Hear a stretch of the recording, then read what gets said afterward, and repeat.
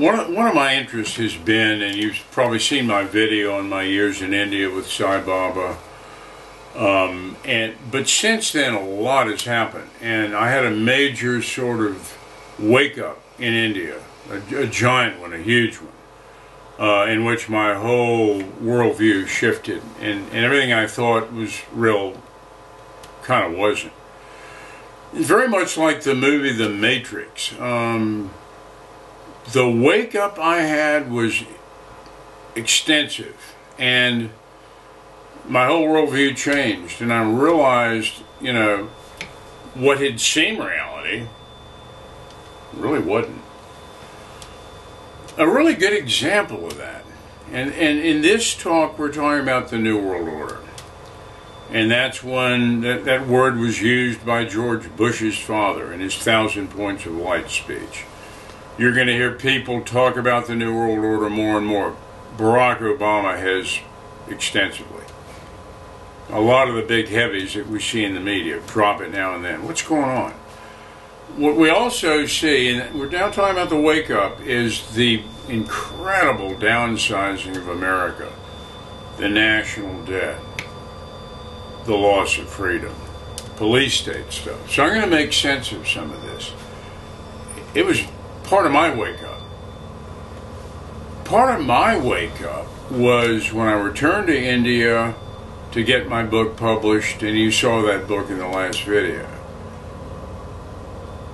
And suddenly I'm staying with a friend, and I find this small, sort of low edition, lousily published book by an Australian, and he did it in Hyderabad. It was about the mystery of what's going on.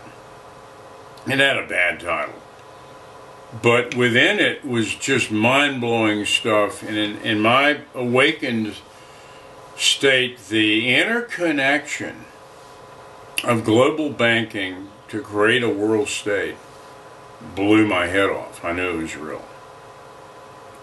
He even had the interconnected banking merchant bankers behind the Federal Reserve in a chart. We'll go into them later. Let's back up. You know, if there's an agenda going on, I believe there is, it serves the purpose of the agenda to have most people absolutely sleeping through it. They don't want people to wake up. So let's kind of back into this in a different way. Let's go back to the Matrix. The first one was very powerful, and in there, Neo, the hero, wakes up to what's really going on. We take for granted with him the normal workaday world. People strolling through busy streets, reminds you of Manhattan, cafes, eating at restaurants, hanging out, life as usual, going home. All of it's a lie. When Neo wakes up out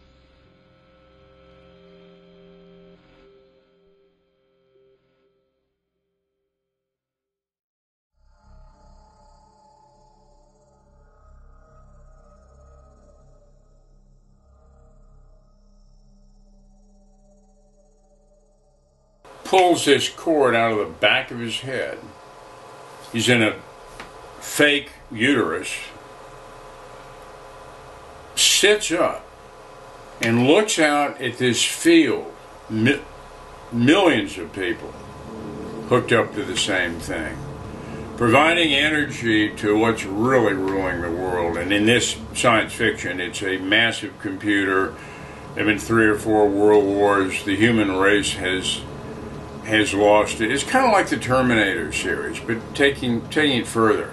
At this point, all the humans are vassals. They're kept subjects under these powerful interlocking computers who hold the human race in utter hostility. At this point, Neo, played by Keanu Reeves, his mind is completely blown. But what he learns, he can use to navigate in this cyber world where everyone's caught. And so that is really the theme of the traumatic wake-up, that at great expense these network mega computers had created a seamless reality that seemed real. And so the bottom line is that everyone believes the illusion, okay? Pretty powerful stuff. And he ends up, of course, being a minority of a minority. I mean, a fractional number of people really have woken up in the Matrix. And a great example for maybe what's going on with the New World Order and people waking up. Another example is a stage magician. I often think of this. Recently, there'd been a weird event, but what happens with a stage magician is they'll have the whole audience in their hands like putty, except maybe 2 or 3 people. Big audience. Everyone falls under. You see him give them the hypnotic subjective. He walks them through hypnotic let me re-put that. The hypnotist on stage knows how to program the people. He starts them out with their concentration on something. It might be a dot on a screen. It might be something else. He gives them hypnotic suggestions through this. And all of a sudden, they're all under. I mean, before you know it, all but maybe 3 believe they're on a jet for a tour to Thailand or Africa, you name the place. He tells them to fill in the details.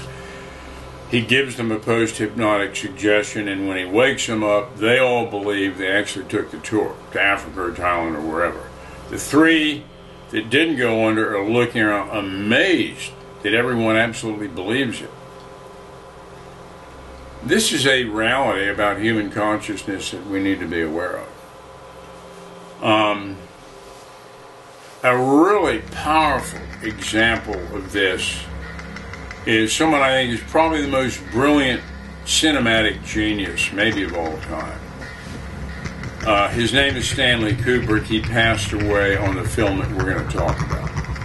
Here's a guy with incredible range who saw outside the box. He was decades, way before his time.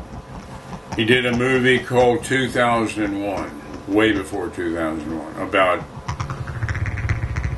some pretty powerful stuff. He did Clockwork Orange, another futuristic world of where they need to control human behavior, way before its time. His last film really lets the cat out of the bag. It's called Eyes Wide Shut. And he actually died within the week or so of the film being finished. Now, if you haven't seen Eyes Wide Shut, most people miss the point of the film. It's not about sex. It's not about hedonism. He's pulling the veil way back, and he says to the poor public that does not know what's going on, "Behold, gaze upon your rulers. These are the ones who really control the world, not your elected politicians or talking heads. Not the anchors on television, talking heads. Not the paid and bought for movie stars or media people, or frankly academics or otherwise people that are bought off. They're never going to tell you what's going on." In Eyes Wide Shut, we're taken, Tom Cruise, it's interesting, plays the main role. It's just the last thing he did where his marriage broke up. And you see him as a very ambitious MD. And it reads very true to a lot of people who want to go up the ranks, who want to go up the elevator of success. They're very willing to sell out. And so basically, he runs into an old college friend who plays the piano for the elite of the elite of the elite. And he finds out the password to get in, and he goes off and gets everything he needs to go to the great ballroom, the great estate. And your images of Rockefeller come to mind. And these are the inner circle, the most powerful people on earth, we're told. So basically, Cruise is wearing a mask. He wanders in there, And this is really Kubrick's message. As I said, behold, these are your rulers. These are the billionaires. These are the people you will never see and never encounter. When you wander down Fifth Avenue in Manhattan and a block-long limousine rolls by with tinted windows, you will not see who's inside. If you did, you would not recognize that person. But that person is one of the people that really, really rules the world. Through corporations, through banking, through stuff you're never going to see about. And what does Kubrick show us about our invisible rulers? That they live in a world that the man on the street will never understand. It's a counter-morality. It's an anti-morality. Frankly, it's probably Luciferianism or Satanism. Their God is the God of this world. They hold all the classic virtues in utter contempt. They hold good in contempt. They are ruthless manipulators. We get the feeling that one of them is going to leave and control one of the giant media conglomerates and announce what's going to be on the news that night. They pull the strings of the presidents, of all the talking heads that are under them. It's a very compelling vision of the hidden cabal. And it was very interesting that when Kubrick died, I think there was a real wrestling match over who would control the film. But the film came out, and it's worth watching. You have this group gathering together, all wearing masks, all about to have an orgy. They're going to have a human sacrifice that night, too. The pianist that clued in Tom Cruise, the young medical doctor in this film, is taken care of. They can take care of anybody.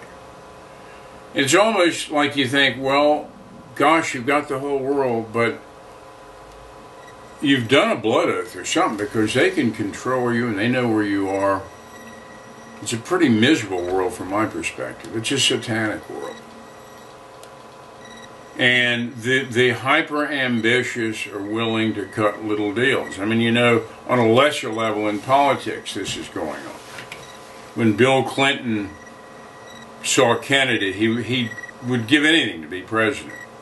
And when he gave his acceptance speech for the Democratic nomination, he mentioned one of the heavyweights of the global cabal, a guy named Carol Quigley, who'd been a professor at Harvard and Georgetown, who wrote a book that was so in your face called Tragedy and Hope, A History of Our Time, that Prentice Hall, whatever big publisher did, I've got a copy, had that thing taken out of libraries, out of bookstores, shredded, shut down. The thesis of the book is there are people so powerful that their agenda to have a world order cannot be stopped. Again, this isn't some wacko conspiracy theorist wearing a tinfoil hat. This is an Ivy League professor who, quote, saw their documents and rubbed shoulders with these people. He'd gone to the big living rooms, drawing rooms in Europe.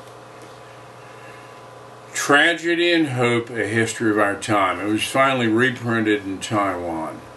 Very heavy thing. He also corroborates the whole idea that these people are beyond normal morality.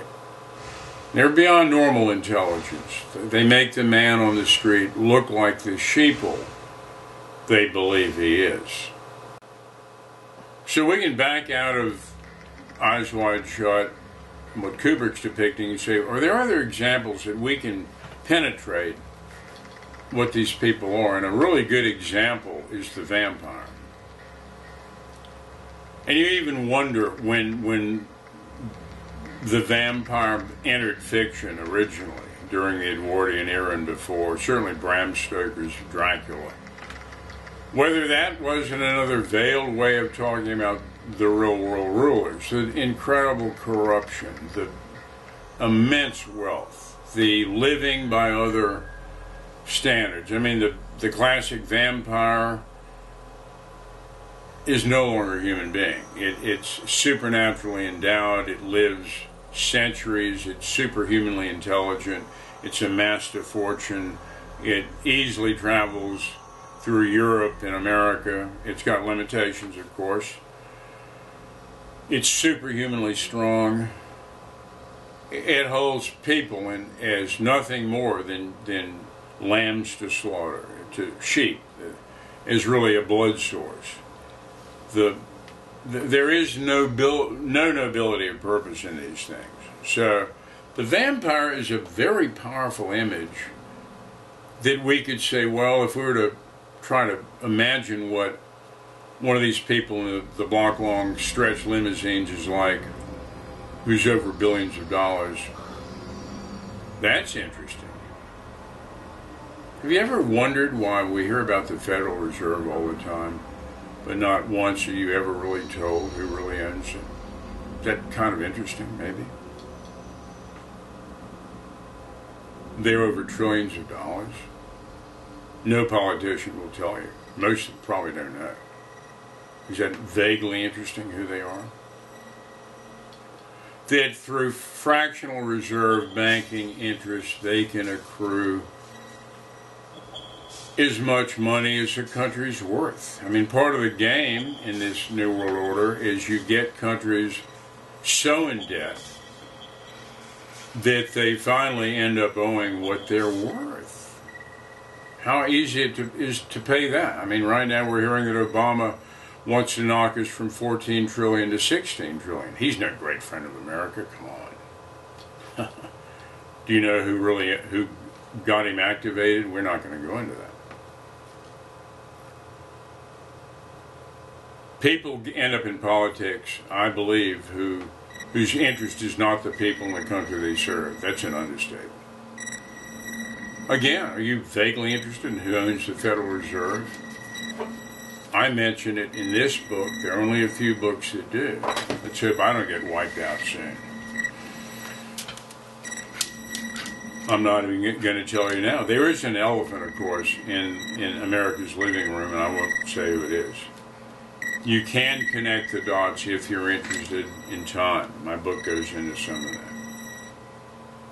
When I ran into that book in Bombay, and by then I had a conversion. I believe that there's a real God in the universe. I believe there's good and evil. I think my former Hindu view, my Vedanic worldview, that it was all Maya and illusion and that we're really gods inside, I think that was part of the great lie. I had my own wake-up call, as I said, in India, at great cost. I saw this book in Bombay, and I saw the patterns of the giant banks, the families of the banks, the relatively old merchant banks of Europe that have accrued vast wealth. Let me create an understatement about all this. It was not exactly politically correct. But something in me went into an alarm gear. It was like Neo waking up in the Matrix, and I thought, wow, you don't need to fire a single shot. Of course, you're going to use armies in wars to do nation changing and change borders and all that. That's always happened. People in the know when an area of the world's going to get hit, they buy up real estate after it's devastated, and then they make a fortune. This has been going on for a long time.